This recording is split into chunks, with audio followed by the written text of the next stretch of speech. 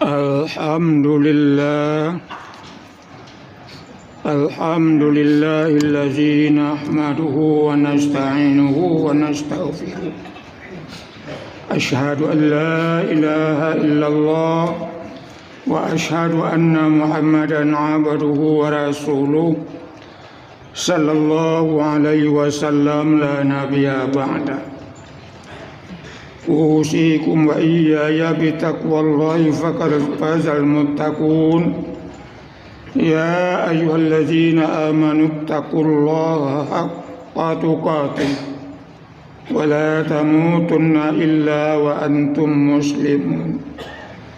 Faqala Allahu ta'ala fil Qur'anil azim, a'udzu billahi minasy syaithanir rajim. Bismillahirrahmanirrahim. Inna iddatas syuhuri indallahi 12 syahran fi kitabillahi yawma khalaqas samawati wal ard minha arba'atun hurum zalika ad-dinul qayyim fala tazlimu fihinna anfusakum qatilul musyrikina kaffah kama yuqatilunakum kaffah wa'lamu annallaha ma'al muttaqin. Ila sadaqallahul azim.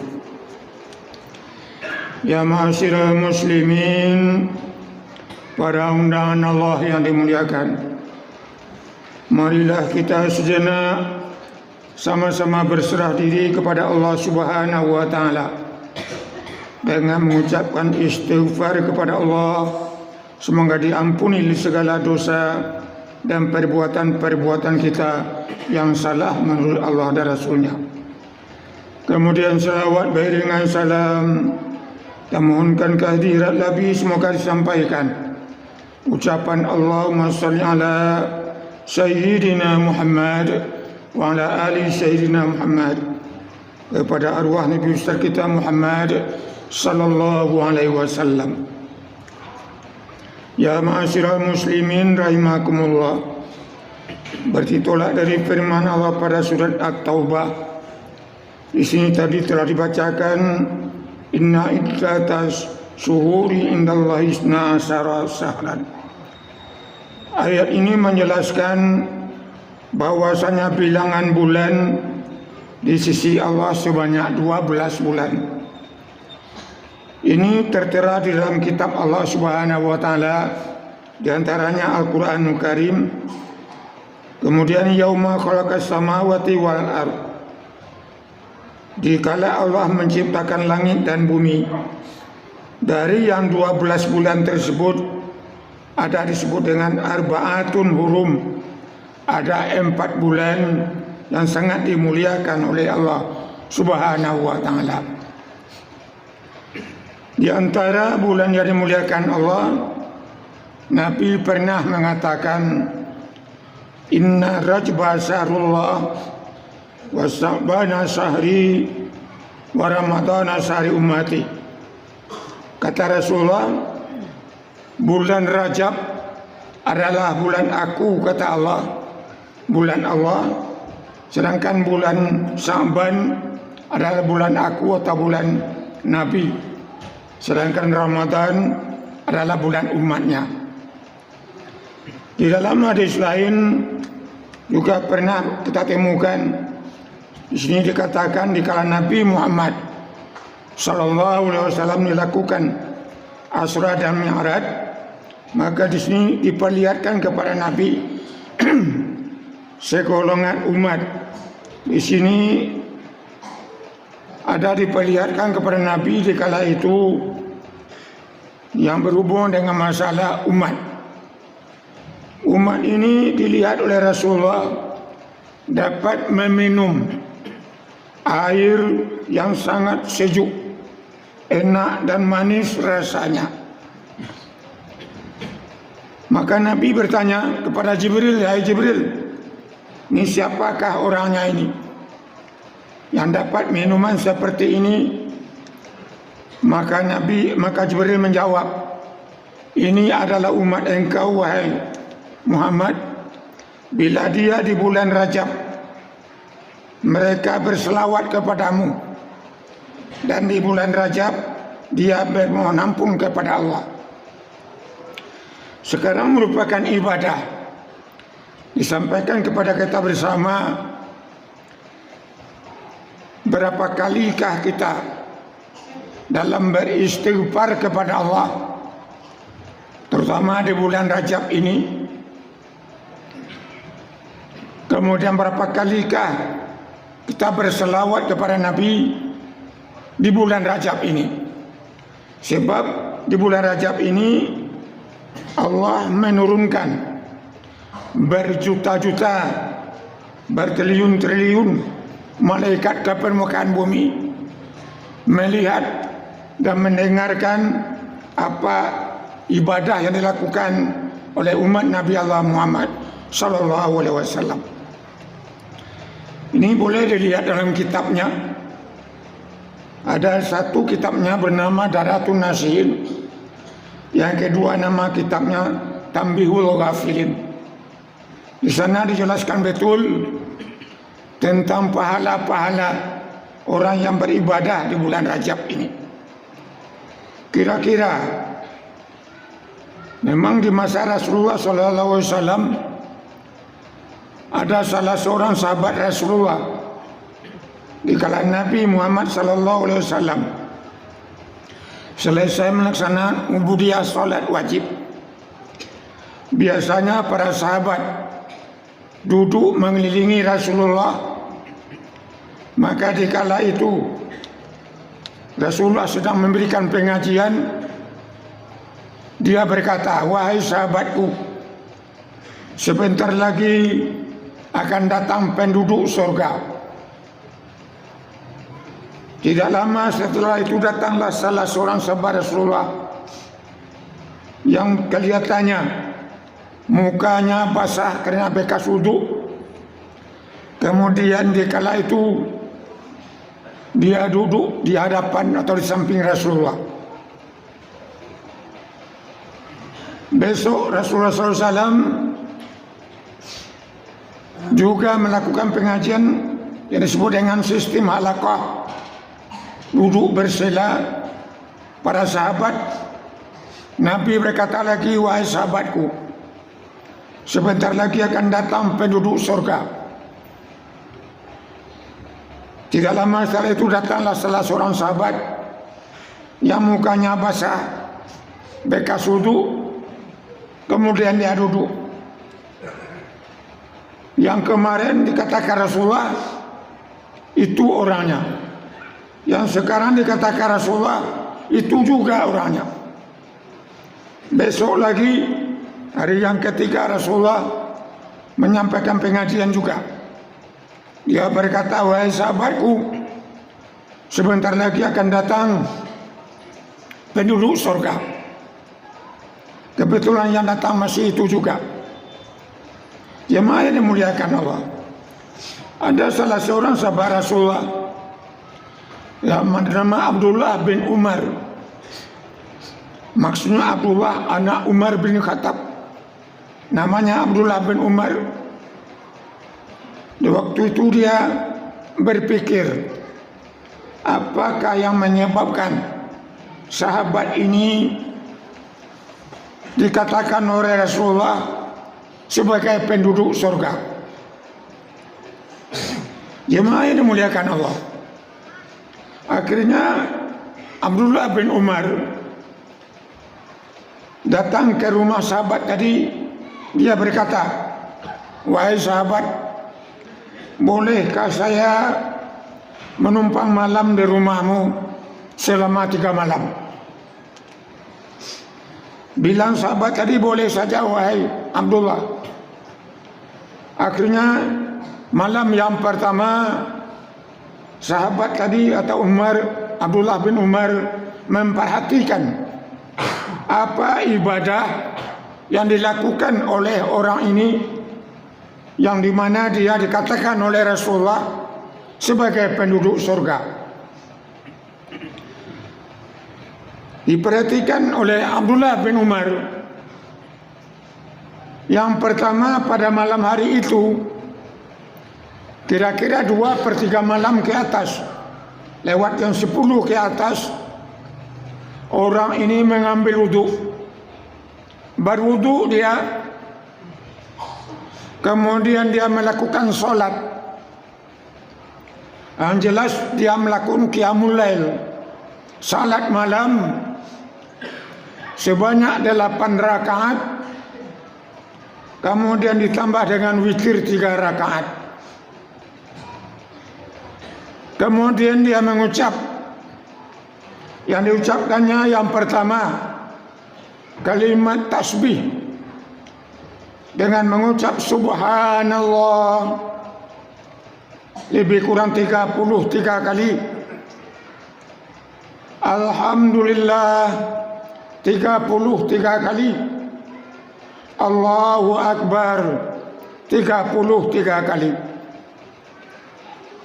Kemudian dia bertahlil sebanyak 100 kali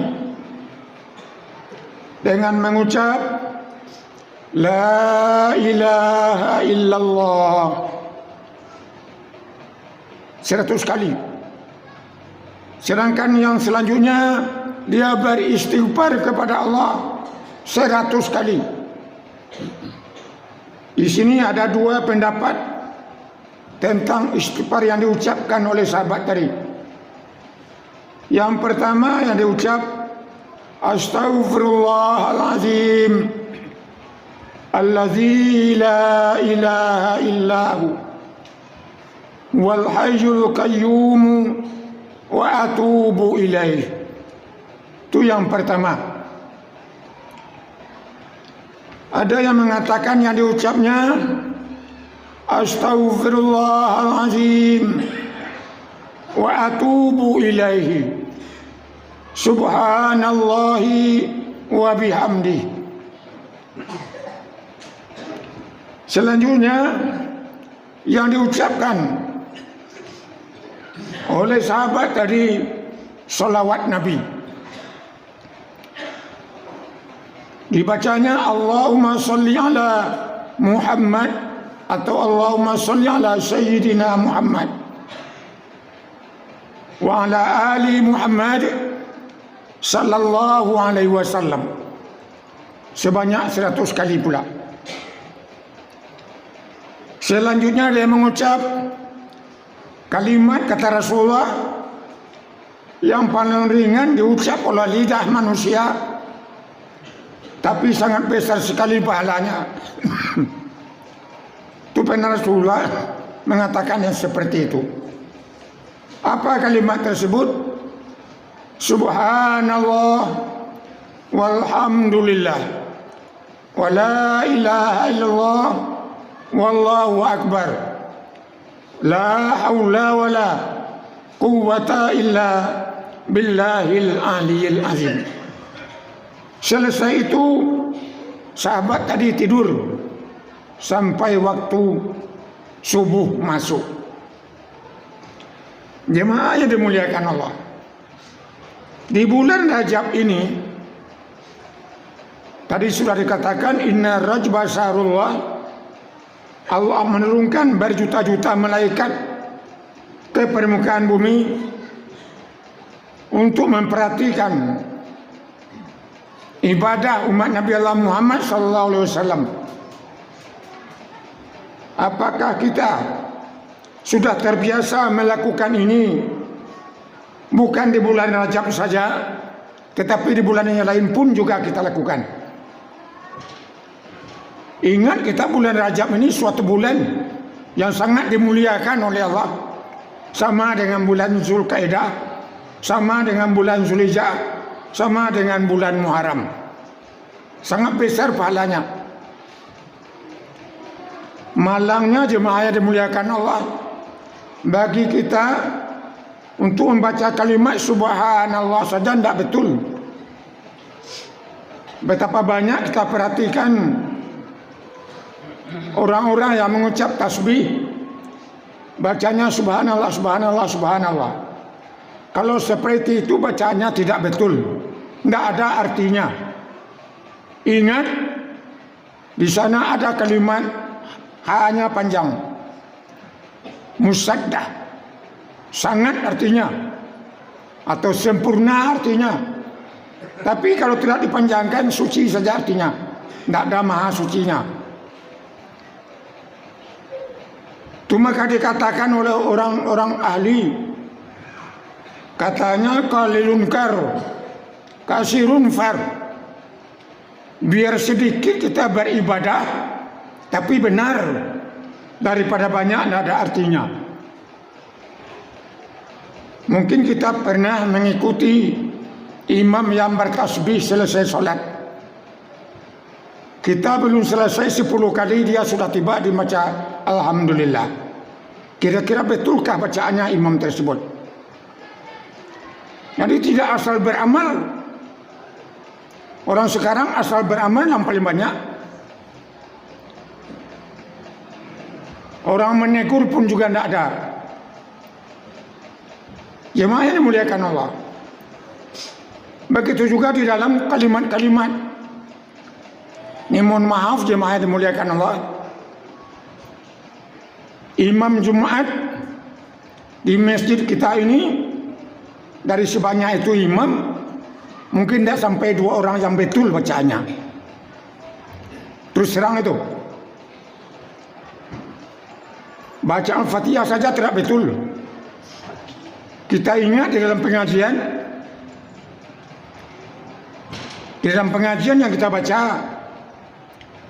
tatkala kita membaca Al-Fatihah, diumpamakan kita roh atau arwah yang meliputi tubuh Nabi Adam. Kita melihat kepada musalli kita, yaitu tubuh kita yang batin atau yang halus, dan melihat kepada tubuh yang kasar disebut dengan a'yan kharjiyah. Dilanjutkan kepada tubuh yang halus disebut dengan a'yan sabita. Itu sebabnya kita berkehendak membaca surat Al-Fatihah dalam salat. Tidak asal dibaca. Itu makanya di masjid-masjid lain, imam itu harus ditetapkan. Mohon maaf, khatib itu tidak semuanya qari, tidak semuanya fasih. Kalau qari pasti dia yang panjang, pasti panjangannya. Tapi karena dia tidak qari, ini kalau jadi khatib tidak bermasalah. Tapi kalau jadi imam, ada 4 masalah yang harus diketahui seorang imam. Kita pun pengurus masjid tahu itu. Jangan asal mengatakan khatib dan imam syanu. Itu tidak boleh. Kenapa dikatakan sedangkan bacaannya tidak betul? Baca surah Al-Fatihah saja tidak betul. Apalagi yang lainnya. Banyak yang seperti itu. Bukan di sini saja, di tempat lain pun juga demikian. Karena 4 syarat yang harus diketahui oleh seorang imam atau seorang pemimpin. Yang pertama, fiqhiyah, tahu ilmu fikih, sah atau batal, fardu atau sunat, harus atau makruh. Yang 6 itu harus diketahui oleh sang imam. Kalau ini dibaca bagaimana? Kalau ini caranya bagaimana? Bagaimana kafiyatnya? Jemaah yang dimuliakan Allah. Itu yang pertama, fiqhiyah. Ilmu fikih ini yang disebut dengan ilmu syariat. Lihat di dalam surat Al-Hasyr. Di sana dijelaskan betul. Walikulli imri'in, setiap sesuatu ada syariat atau aturan-aturannya. Fattabi'ha, ikuti syariat-syariat itu. Ini karena tidak mengetahui ilmu fikih. Nah, bagaimana dia bisa? Karena kadang tiru-tiru saja. Oh, si anu bagi seperti itu orang seperti itu, tidak berdasarkan syariat. Jadi hukum syariat sangat wajib diketahui oleh seorang pemimpin. Yang kedua, qiraah, bagus bacaannya. Bagus bacaannya, yang panjang-panjang Sekarang kan hampir sama rata saja. Panjang pendek tidak diperhatikan, padahal berpengaruh itu. Contohnya saja, saya jelaskan di sini. Terdapat kata-kata ihdinas siratal mustaqim. Ra itu panjang itu. Kalau dalam ilmu tajwid kita sebut dengan mad asli. Asli itu pokok artinya. Kalau kita kaji dalam ilmu qawaid disebut dengan alif tasniyah namanya. Berarti berulang-ulang. Tunjukilah kami kepada jalan yang lurus. Jalannya mana? Banyak jalannya. Bukan satu jalan untuk mendapatkan petunjuk yang lurus itu. Tapi kalau dia tidak panjangkan, hanya satu saja jalan. Nah, itu bahayanya. Yang pasalnya lagi Maliki Yaumiddin. Ma itu panjang. Kalau dibaca Maliki Yaumiddin itu salah. Artinya raja-raja kalau Maliki Yaumiddin. Tapi kalau Maliki Yaumiddin yang maha menguasai, itu artinya. Berapa jauh bedanya itu? Jadi imam tidak asal bisa jadi imam. Nah, pengurus harus tahu itu. Mana orang yang patut jadi imam, mana yang tidak. Tidak asal disuruh orang untuk jadi imam. Sudah jelas bacaan aja tidak betul. Nah, berserikat kita jadinya mafhum muwafaqah namanya. Salah orang karena kita menyuruh orang yang tidak betul bacanya kita suruh, ya salah kita. Pribadi jemaah yang dimuliakan Allah, kita pernah memberikan pengajian di Masjid Raya Simabur. Waktu itu bulan puasa. Apa kata pengurus? Maaf Ustaz, ya kami di sini imam kami tetapkan. Alhamdulillah. Ya memang itu yang sebenarnya. Ngaji pula ke ketua Simabur di bawah. Begitu juga di sana. Imam ditetapkan. Berarti imamnya qari, fikihiyah. Yang ketiga maru'ah. Maru'ah ini terpelihara akhlaknya. Bagaimana akhlaknya? Tak biasa dia meloi luanjang limu dia, itu akhlak tidak terpelihara sedikit pun. Tidak terhindar daripada najis. Atau berjudi dan lain sebagainya. Atau memakai celana di atas lutut. Itu akhlaknya tidak boleh jadi imam orang seperti itu. Selanjutnya yang keempat, perlu kita ketahui juga adalah orang jangan ada terjadi permusuhan. Orang itu banyak musuh, dia suruh menjadi imam. Akibatnya orang yang bermusuh di belakang, lain ceritanya. Ya maaf dimuliakan Allah. Maka perlu kita ketahui yang seperti itu. Dengan turunnya bulan Rajab ini, ditentukan oleh Allah dalam surat ini dikatakan bulan yang 12 ini bila terciptanya. Apakah di waktu Nabi Muhammad saja ataupun sebelum Nabi Muhammad? Kalau kita lihat dalam firman Allah, yauma khalaqtas samawati wal ard. Diciptakan Allah bulan yang 12 ini, yaitu dikala Allah menjadikan langit dan bumi. Tak sama dengan bulan Masehi. Bulan Masehi katanya diikut sertakan dengan katanya kelahiran Nabi Isa alaihissalam.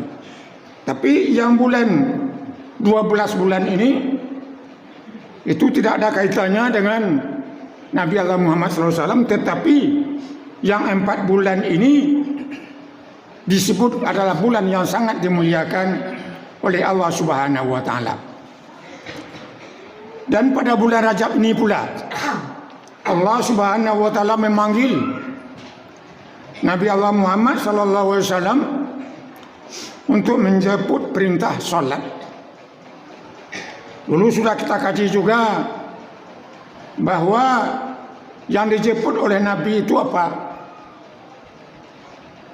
Apakah surah Al-Fatihahnya? Apakah niatnya?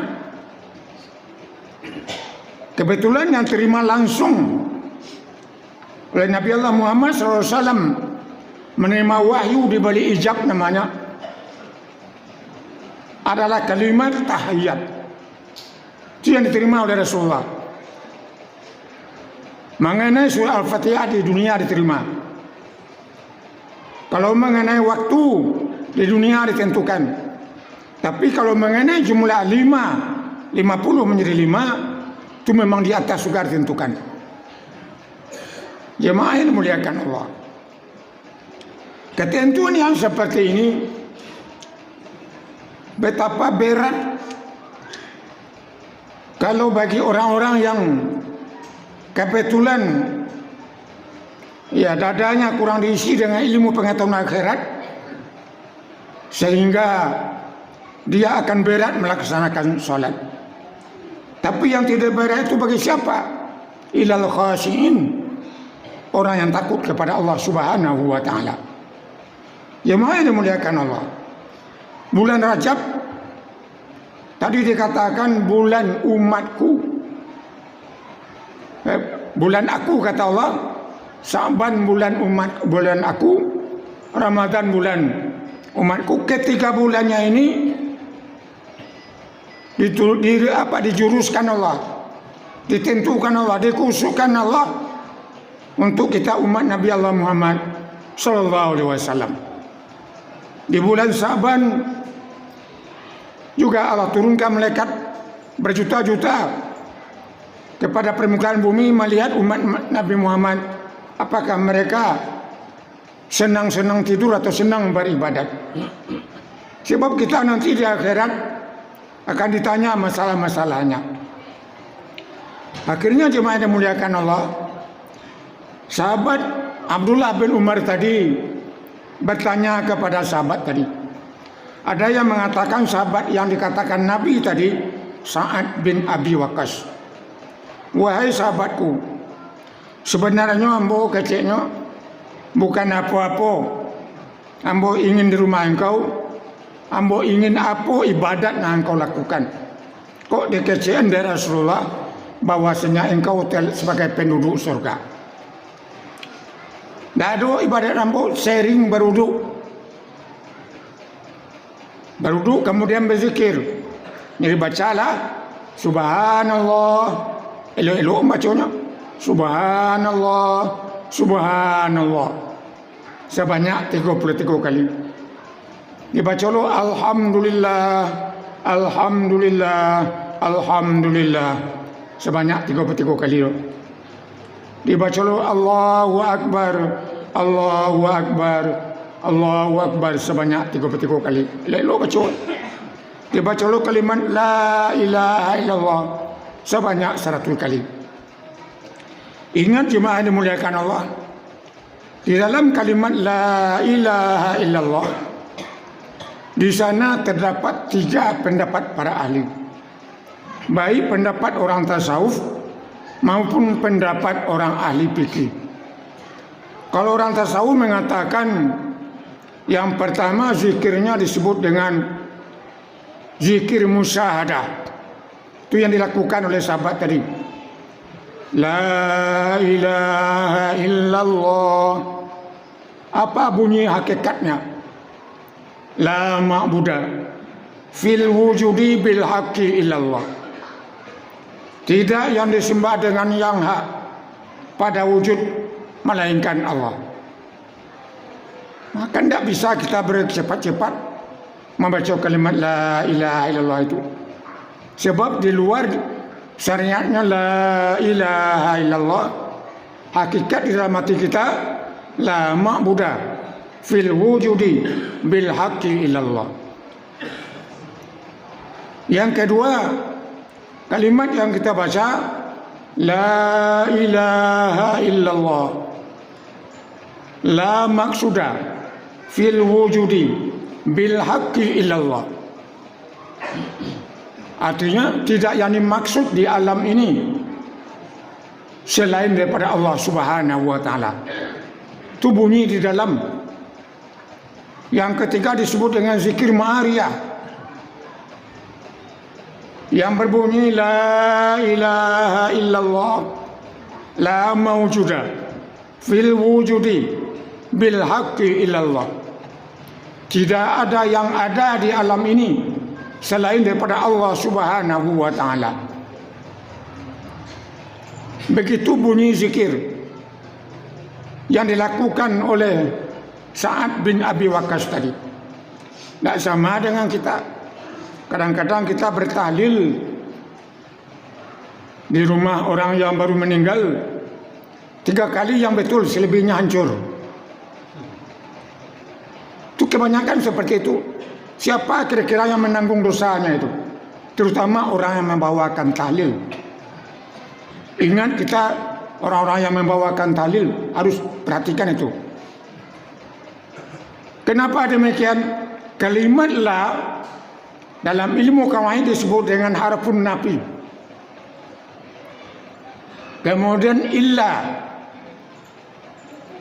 disebut dengan mampi lagi tam. Ada mengatakan tam lagi mujab.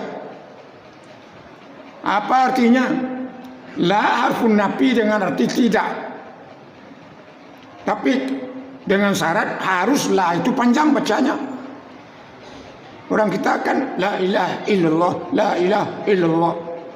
Kalau begitu tidak ada artinya. La itu di dalam ilmu kawaid ada mengatakan kalau la itu pendek, ada namanya lam ta'alil. Kalau pendek jo ada namanya lam kasam. Ada lo namanya kalau pendek lam amar. Ada kalau pendek lam tu lam juhud. Kalau letakkanlah ini lam amar, dengannya pendek bacanya. Kalau lam amar artinya perintah, hendaklah Tuhan selain Allah. Berapa payahnya kita itu. Tidak ada Tuhan selain Allah jadinya. Kalaulah itu pendek, letakkanlah lam juhud, artinya sungguhnya Tuhan selain Allah. Letakkanlah pendek menjadi lam ta'alil, mudah-mudahan ada Tuhan selain Allah. Ingat para pembawa tahlil, jangan sampai orang dibawa rendong, dibawa salah. Qalilun kar kasirun far. Biarlah sedikit tapi boneh bersih. Kau tidak 3 kali nama tua selebih hancur. Barang kadang dosa, terutama pembawa tahlil. Kalau pembawa tahlil ini membawa seperti itu, ikut orang di belakang. Tidak mungkin dia bertikai dengan orang yang membawa tadi. Ya mahal dimuliakan Allah. Itu zikir. Itu yang dilakukan oleh Sa'ad bin Abi Waqqas tadi sebanyak 100 kali. Kemudian istighfar. Astaghfirullahaladzim wa atubu ilaihi subhanallahi wa bihamdi. Astaghfirullahaladzim allazi. Nah, orang kita banyak tu.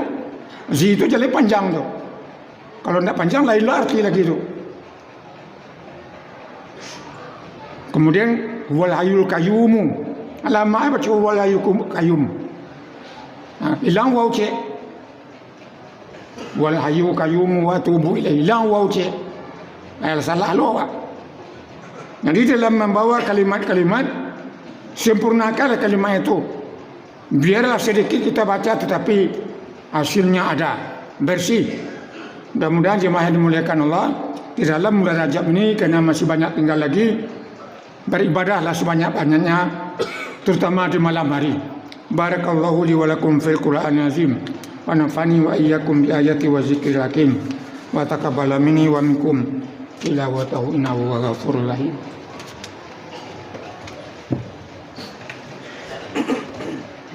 Allahumma ighfir